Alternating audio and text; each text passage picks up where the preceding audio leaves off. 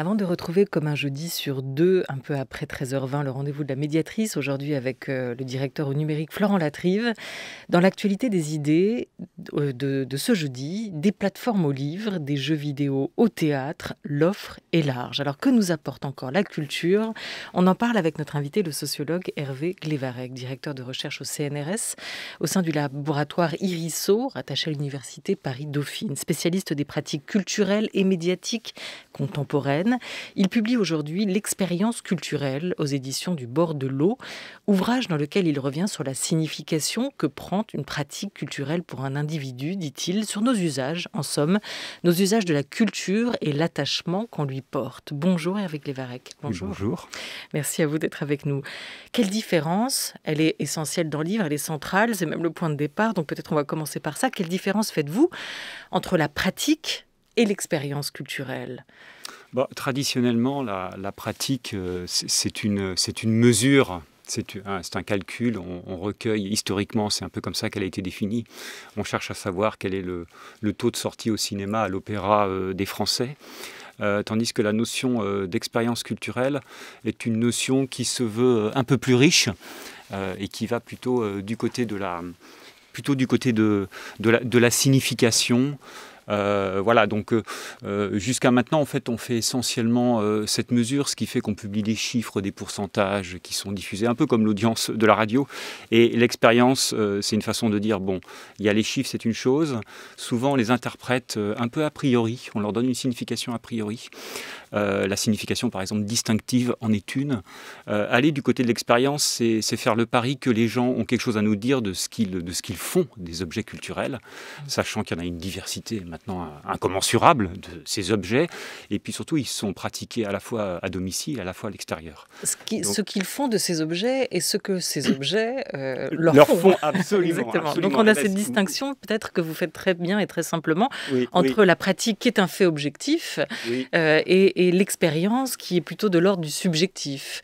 Oui, absolument. Et alors, je m'appuie un petit peu sur les deux sens de la notion d'expérience dans la langue française, au moins, qui est on dit quand même éprouver une expérience, avoir une expérience, et puis acquérir par expérience. Alors, on voit bien que c'est deux choses quand même un petit peu différentes, qui sont appuyées, qui tournent autour de la notion d'expérience, et du coup, en mobilisant ces deux dimensions de l'expérience, qui doivent être ces deux grandes significations pour nous quand on utilise le mot expérience, on arrive à la fois à attraper le sens que les gens, ce que les gens en retirent, ce qu'ils vivent, donc ce qu'on peut dire. Une façon de définir l'expérience, c'est de dire qu'il y a un changement d'état, par exemple. Il y a un état de départ et puis il se passe quelque chose et on considère ça rétrospectivement, ex post. On considère ça comme une expérience et puis cette accumulation d'expérience, elle débouche sur acquérir par expérience. Voilà. Et donc je lui donne du poids et je pense que dans les sociétés contemporaines dans lesquelles nous sommes, où la culture a une place quand même considérable par sa présence au quotidien, pensons à la musique, l'expérience culturelle est quand même au principe d'une partie de nos goûts, de l'évolution de nos goûts. Et donc je la fais jouer, parce que je suis un sociologue, je la fais jouer par rapport à une grosse notion sociologique qui s'appelle la socialisation. Et la socialisation, qui est un concept fondamental de la sociologie, elle suppose que les choses sont un peu déjà là, qu'elles sont formées dans la famille ou à l'école, voilà.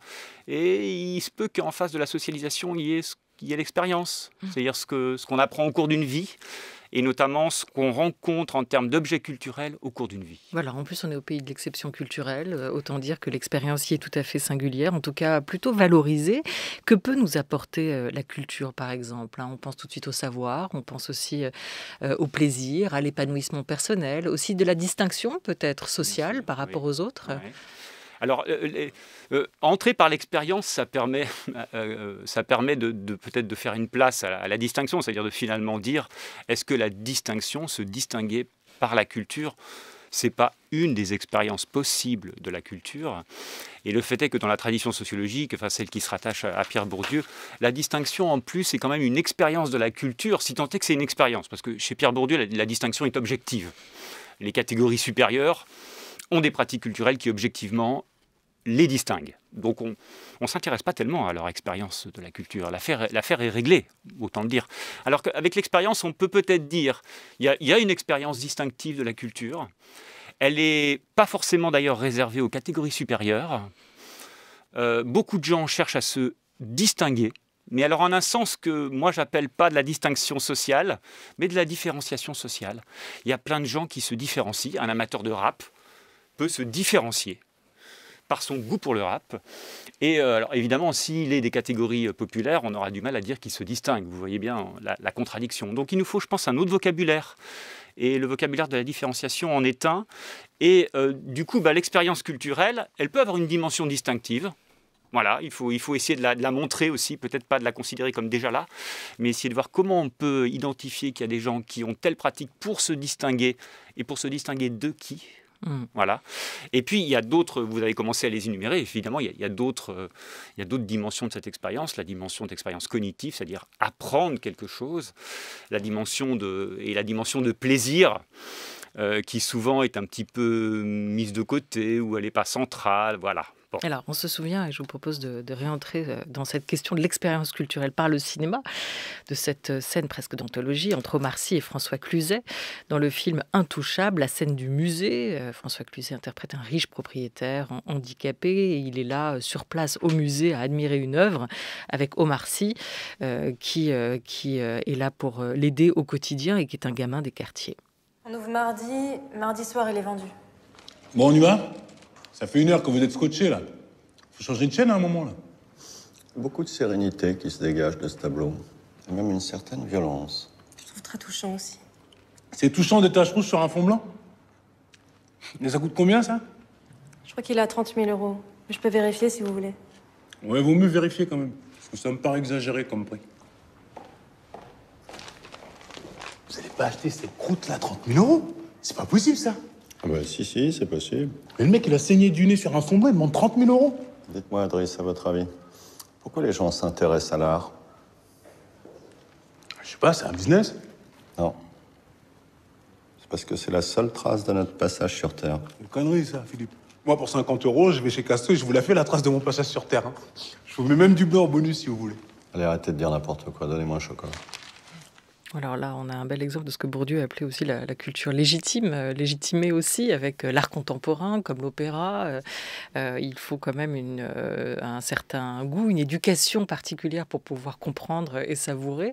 On retrouve à la fois le clivage entre les deux et puis aussi la question de ce que procure, non? Je ne sais pas ce que vous entendez dans cet extrait, Hervé Glevarec, ce que l'expérience culturelle nous procure. On en voit un scié, sidéré par cette expérience qu'il est en train de vivre face à l'œuvre, enrichie. C'est la seule trace qui reste de nous sur Terre, tandis que Omar Sy passe complètement à côté. Oui, on pourrait dire... N'éprouve rien. Oui, on pourrait dire on a affaire à 2 expériences culturelles radicalement opposées. Alors, je pense que ce que vous venez de dire, peut-être un critère d'interprétation de ce qui se passe, c'est-à-dire on aurait affaire à de la culture légitime et à une volonté de distinguer en disant regardez tout ce qui s'y passe. Il y a un autre argument qui est un argument d'ailleurs qu'on trouve chez Bourdieu, moi ce que j'appelle chez le premier Bourdieu, le Bourdieu de l'amour de l'art, qui est quand même la dimension historique. On a affaire à des univers artistiques qui ont une histoire et qui sont structurés par cette histoire. Et alors, si vous rentrez d'emblée dans cet univers artistique sans les clés, sans le chiffre, comme il disait, sans la compétence, en fait, évidemment, il y a un décalage. Voilà. Alors, c'est vrai que le premier Bourdieu de l'amour de l'art, pour lequel j'ai une affection, parce que je trouve qu'il met en avant ce critère de la compétence qui me semble quand même assez central, permettrait de comprendre cette disjonction entre Omar Sy et celui dont il s'occupe. Voilà. L'un a des compétences, on peut discuter de ses compétences, mais l'un a des compétences, il a une familiarité, donc peut-être qu'il accède à une compréhension, il situe l'œuvre dans une histoire, voilà, tandis que l'autre le reçoit sans cette médiation. Vous dites que quand même depuis Bourdieu, ce qui a changé, c'est que la légitimité a fait place à la reconnaissance. Il y a une offre aujourd'hui qui est extrêmement large, une offre culturelle très importante, des œuvres abondantes, et du coup la reconnaissance sociale et culturelle est différente aussi, se joue différemment. Oui, moi je pense qu'il y a 2 principes. Il y a 2 principes qui se battent comme deux gladiateurs dans nos têtes, d'êtres humains et de Français peut-être particulièrement. C'est qu'on a un principe de légitimité qui doit sans doute être là, puis en même temps un principe de reconnaissance. C'est-à-dire qu'au moment même où on demande aux gens qu'est-ce qui pour vous est très légitime, dans la mesure où ils comprendraient la question, admettons qu'ils la comprennent, qu'est-ce qui est très haut, ils pourraient très bien vous donner une réponse et puis la nuancer immédiatement en disant oui mais non, oui mais en fait non. Il y a des séries comme Six Feet Under qui valent des milliers de films, comme m'a dit il y a quelques années un professeur d'histoire géo. Donc voilà, il disait regardez, le cinéma est reconnu, il est sacralisé, il y a Cannes, etc. Mais en même temps, il suffit d'une série pour hiérarchiser de nouveau et dire que voilà, il y a une culture qui était jusque-là illégitime et puis qui d'un coup... Alors lui c'est au nom de la qualité. Donc vous voyez, c'est encore plus compliqué. C'est-à-dire qu'on aura un critère de légitimité, c'est-à-dire de valeur sociale. On aura un critère de reconnaissance. La reconnaissance, c'est le droit qui est dû à toutes les cultures, notamment dominées, d'exister. Et puis il y a un critère de qualité, ce troisième critère qui est l'épreuve. Et là, l'expérience, à mon avis, joue. C'est-à-dire l'épreuve que chacun de nous fait des œuvres culturelles. Et où il se dit peut-être, dans un répertoire de goût qui n'est pas le sien, oula, tiens, peut-être que là, ce rap, il a peut-être de la valeur, visiblement. Peut-être que cette BD, elle a de la valeur. Voilà. Et donc, c'est cette épreuve de qualité, et donc cette hiérarchie de qualité, ce jugement de qualité, dont les gens sont capables. Moi, j'ai rencontré des gens, un jeune lycéen de 17 ans, qui faisait des hiérarchies entre les séries télé qu'il regardait de façon assurée. Il avait des arguments. Une série, ça doit avoir une histoire conséquente, ça doit faire mourir ses personnages. Donc il avait des certitudes sur ce que c'est qu'une bonne série. Donc il était capable d'émettre un jugement de qualité, et ce jugement de qualité provenait de sa relation, de son expérience de l'œuvre. La règle de la légitimité, nul ne peut ignorer complètement la loi culturelle, disait Bourdieu, c'est dorénavant transformé en nul n'est plus censé ignorer que tous les genres produisent des œuvres, écrivez-vous Hervé Glevarec. Dans ce livre, vous proposez du coup une approche renouvelée, une approche réactualisée, parce que la démocratisation est passée par là, que l'offre s'est considérablement élargie, que la pratique culturelle a tout simplement changé de statut. Donc, il a fallu adopter votre méthodologie. Et sur cette question de la méthodologie, c'est intéressant de voir comment on interroge les gens sur leur goût culturel. Et on imagine que vous en pensez, vous parlez des témoignages que vous avez recueillis, vous en passez aussi par le biais déclaratif. Et ça a toujours été fragile, ce biais-là, pour la sociologie. On va écouter Bourdieu à ce sujet. L'enquête sur les problèmes de goût est très difficile parce que, évidemment, le rapport d'enquête est un rapport social. Et la personne interrogée a une idée du statut social de la personne qui l'interroge, donc de ses goûts, de ses préférences, et il a peur d'être jugé par l'interrogateur. Et de ce fait, il tend, d'autant plus qu'il est plus bas dans la hiérarchie sociale, à produire des jugements de goût qu'il juge conformes aux attentes de l'interrogateur. Par exemple, lorsqu'on est interrogé sur les goûts en musique, beaucoup de gens de petite bourgeoisie ou du haut des classes populaires disaient à la question « Aimez-vous la musique ?» Il répondait souvent « Oui, j'aime beaucoup les valses de Strauss » parce que c'est la grande musique du pauvre, c'est-à-dire c'est l'idée qu'on se fait de la grande musique, ce qu'on appelle la grande musique quand on n'est pas familier avec cet univers. Voilà. Alors, est-ce que ça a vraiment changé? Est-ce qu'aujourd'hui, les personnes que vous interrogez n'ont pas encore tous tendance à dire je regarde Arte, j'ai lu et relu Proust, alors qu'en réalité, ils regardent majoritairement des séries sur Netflix, peut-être comme vous et moi d'ailleurs. Oui, alors vous voyez, vous le dites haut et fort à la radio, donc tout le monde le sait maintenant. J'ai mis c'est peut-être. pas très légitime.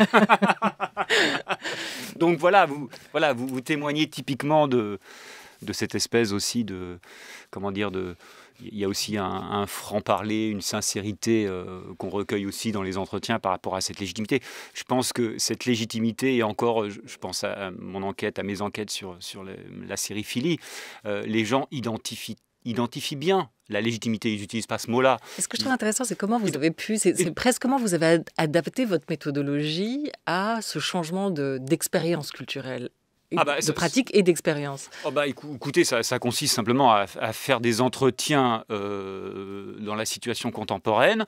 Je ne peux pas jouer évidemment sur la représentation que les gens se font de moi en tant que chercheur qui vient les interroger et qui est diplômé. Ceci étant, ce que dit Bourdieu vaut dans le cas où le sociologue incarne la légitimité. est-ce que dans la situation contemporaine, pour n'importe qui vient se faire interroger par un sociologue, le sociologue incarne la légitimité? Peut-être qu'il incarne la légitimité, mais peut-être qu'il incarne aussi la reconnaissance. Imaginez une femme enquêtrice qui va voir un homme.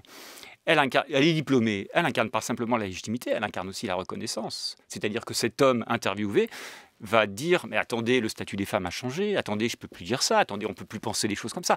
Donc, il y a vraiment donc le sociologue, il peut effectivement incarner cette légitimité, et donc, effectivement, il y aura des effets de légitimité. Il peut très bien y avoir aussi des effets de reconnaissance que lui et moi, l'enquêté, partageons. Voilà. Et puis sinon, on essaye très concrètement, on essaye dans les entretiens, évidemment, de ne pas émettre de jugement de valeur.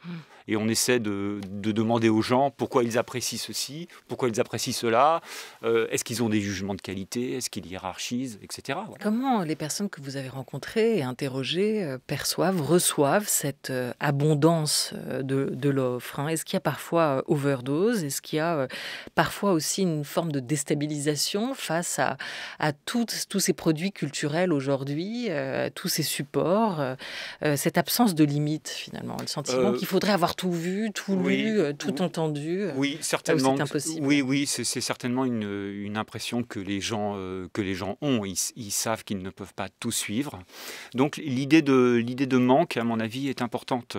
C'est-à-dire que les gens savent qu'ils manquent de pratiquer un ensemble de genres culturels, qu'ils savent exister, qu'ils savent reconnus et dont ils savent qu'il y a des œuvres. Voilà, donc c'est pour ça que le livre commence, ça paraît anecdotique, mais en fait, le livre commence avec une photo d'une pile de livres, parce que ça m'est arrivé plusieurs fois, les gens me disent, j'ai des piles de livres dans ma chambre que je me réserve de lire durant ma retraite.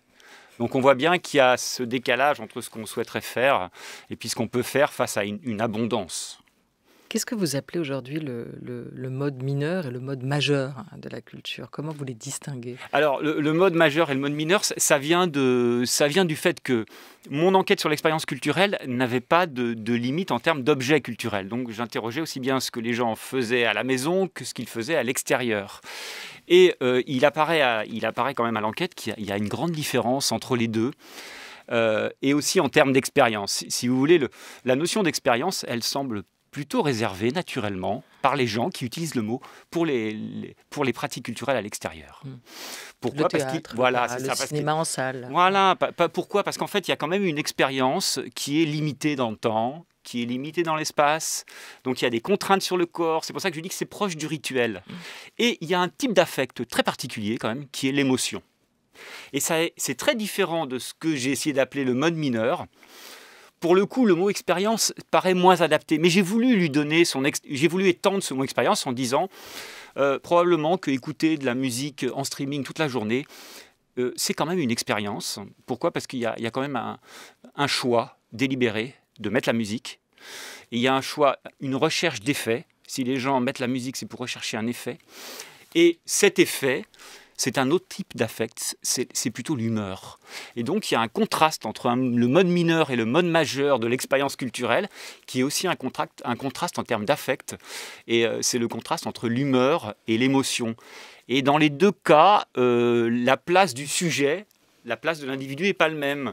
Dans le mode mineur, quand même, il est actif. Le point de départ, c'est son humeur. Mais il est actif, mais plus solitaire. Alors que dans le mode majeur, voilà. Il est en communion quand même. Voilà, alors il est actif, plus solitaire. Et je me suis rendu compte aussi qu'il était quand même bien content d'échapper au regard de l'autre et à la norme. C'est-à-dire qu'il peut écouter ce qu'il veut quand il veut, regarder ce qu'il veut quand il veut, sans le regard de l'autre. Voilà. Et on est vraiment du côté du pilotage quand même. Les gens mettent telle musique pour se booster, pour se calmer, pour s'exciter, parce qu'ils sont tristes, parce qu'ils sont joyeux.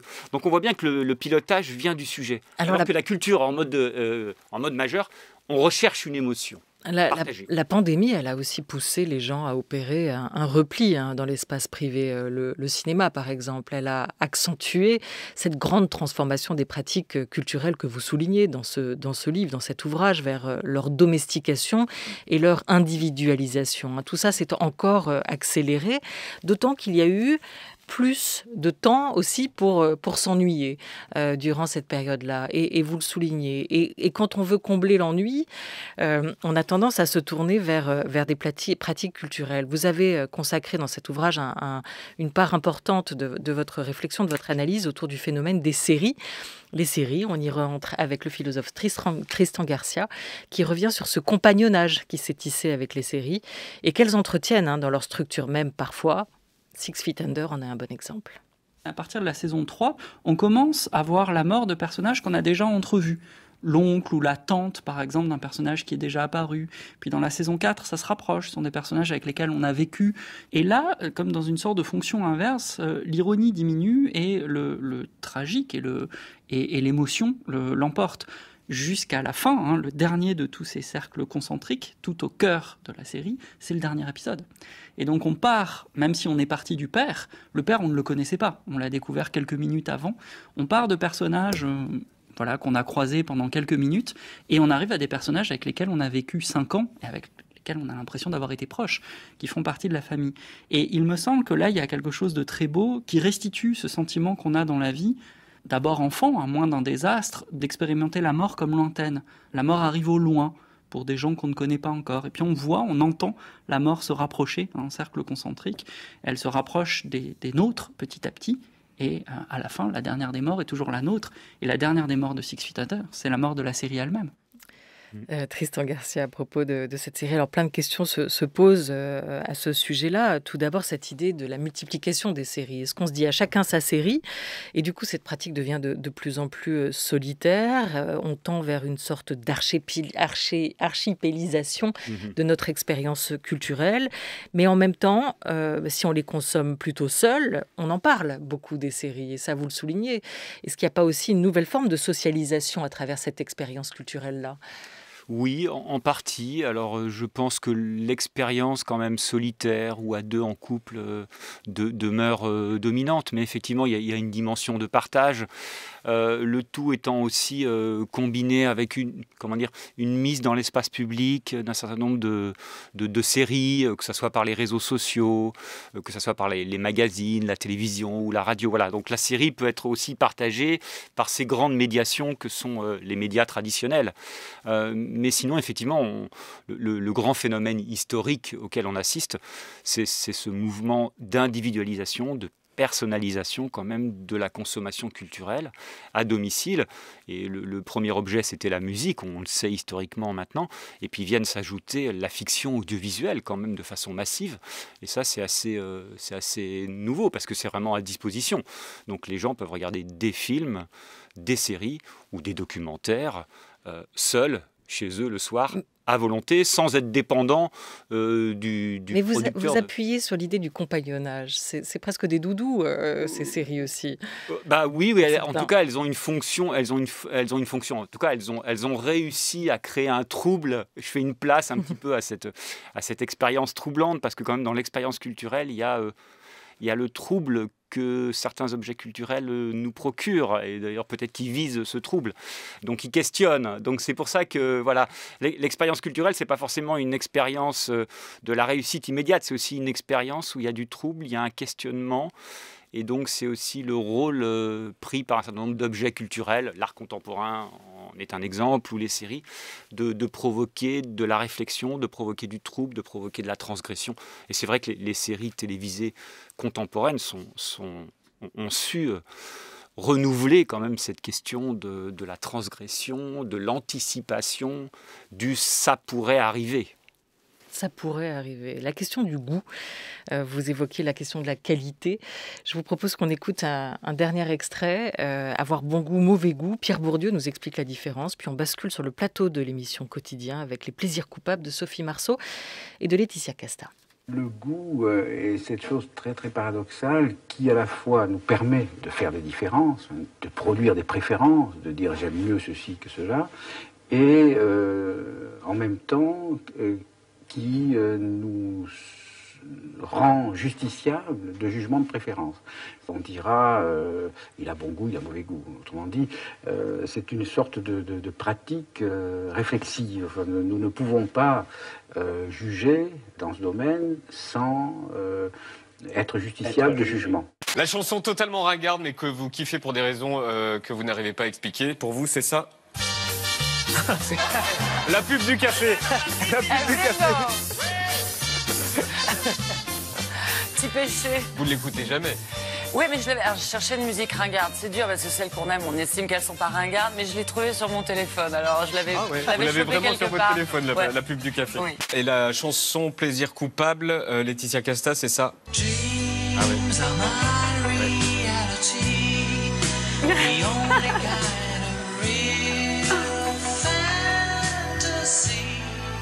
Voilà que peut encore nous apporter la culture. On peut terminer sur cette idée de plaisir et aussi de plaisir coupable. Hein, oui, alors bon, on pourrait discuter. C'est-à-dire que le plaisir coupable qui est recherché ici, il est aussi introduit par la question du plaisir coupable. Il faudrait demander aux deux invités si vraiment c'est des plaisirs coupables ou si c'est pas des grands plaisirs pour eux et qu'après tout ils mettent aussi dans l'ensemble des plaisirs culturels qu'ils ont eus ces musiques au compte de ce qui est grand finalement pour eux puisque ça leur a procuré du plaisir. L'expérience culturelle, affect, catégorie et effet des œuvres culturelles. Vous avez aussi beaucoup travaillé, Hervé Glevarec, sur la radio et l'évolution de nos modes d'écoute de la radio. C'est justement de ça dont on va parler tout de suite dans le rendez-vous de la médiatrice. Aujourd'hui, je vous invite à rester avec nous et à écouter France Culture, il est 13h23.